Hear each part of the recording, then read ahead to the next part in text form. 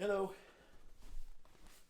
Here's a brand new Lion model that I just finished.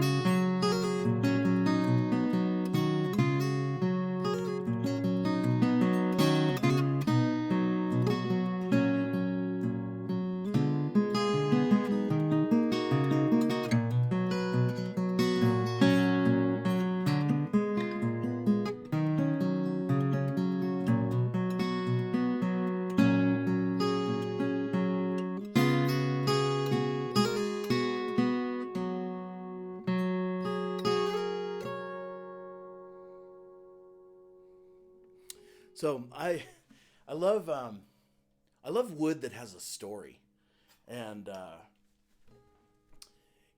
the more I know about a particular piece of wood, like the more I feel invested in its being used to its highest end.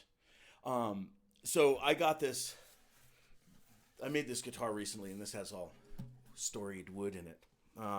This Sitka spruce that I got from my father. When I was a kid, my dad was a woodworker and had a brief romance with Lutherie. And in his basement, there was a wood shop, and he would let me hang out there. But there was a stack of Sitka spruce tops that I wasn't allowed to touch. They were like sort of these sacred, expensive things. And so this is like this talisman spruce. And when I started building years ago, my dad gave it all to me. And so I've built a number of guitars out of this Sitka spruce. Now this stuff was cut in the 60s and was milled, and it's been drying here in Reno, Nevada since at least the early 70s. And it makes great guitars. And it has this beautiful patina.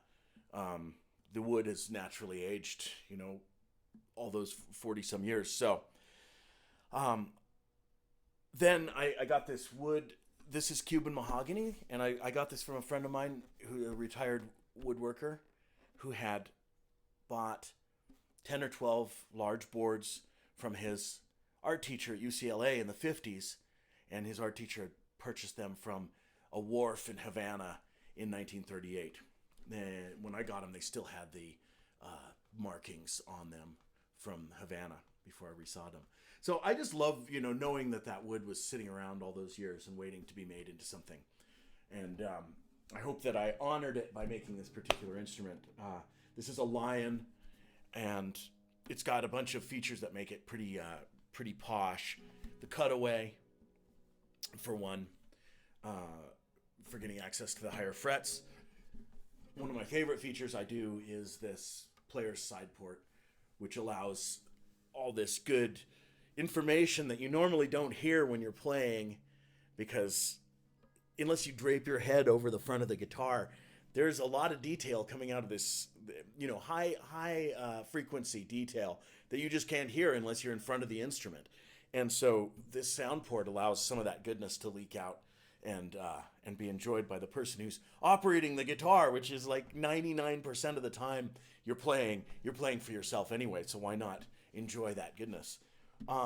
Then this also has an arm bevel, which makes resting your right arm really comfortable. This is just a chamfer that starts here at the tail splice and goes up to about the waist. In this case, this is a mahogany guitar, and I've bound it with mahogany and a simple single line of blue dyed poplar. It's really simple looking, but I think it's pretty elegant. Brazilian rosewood for the bridge and fingerboard, and I put gold tuners, Godo sealed 510 tuners, which are super smooth. It's not a look that I am accustomed to using. I'm more of an open back tuner, like I put Waverly standard on most of my guitars. But I do love how smooth these are, and I found these. This is actually the mini size. They're littler. The full size Godo 510s are big, heavy, kind of goofy looking tuners, I think, but they work really well. Anyway, that, and I gold frets, so it's a sort of autumnal palette. I think it's really rich. And as you heard, this guitar has incredible mid-range, like just clarity of the top strings. It's just it's a real pleasure to play. In fact, I think that its highest use, there's the highest use again, is being used as a fingerstyle guitar. Although it flat picks really well too. I like playing capoed up, so that's it. But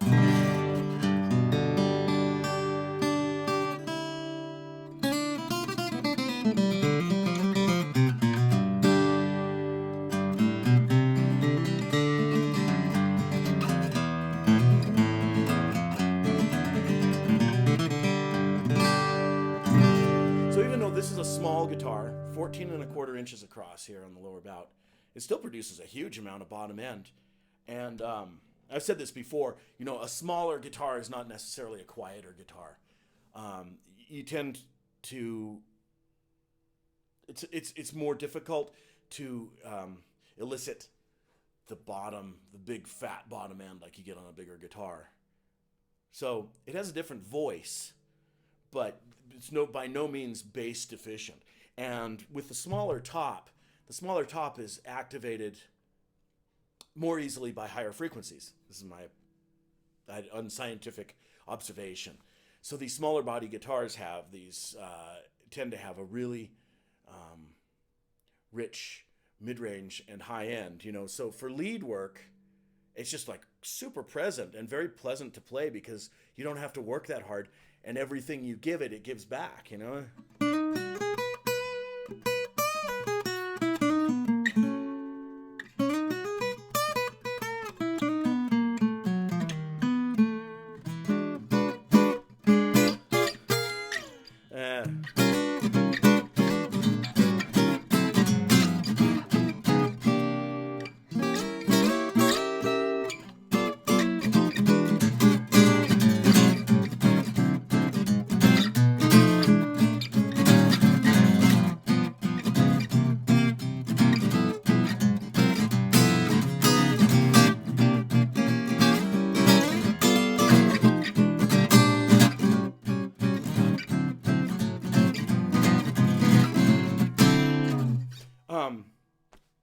good for rhythm, It's cool. Guitar this size is pretty pleasant to hold. Like you can sort of fold it in to your body. And also, this is a really important thing, and this is for almost all guitars, is you don't want to press the back against your chest or stomach. This is part of the sound system. The top and the back couple together to amplify the sounds that you're making with the strings. So if you play a line like, here's, that's with the back open, I press it against my chest, that's diminishing it by 20%, I don't know, a big chunk, especially your high end. So a smaller guitar like this, at least for someone my size, is easier to hold in a way that you get the best sound out of. And that is sort of on your leg and with the waist up against your chest, but the back vibrating free. So, I don't know, I guess I'm giving lessons now. But anyway, I just wanted to share this guitar with you. If you're interested in this instrument, you can message me. I built this one on spec, so it's available. And it's a winner, I think. But I love all my children. Thanks for watching.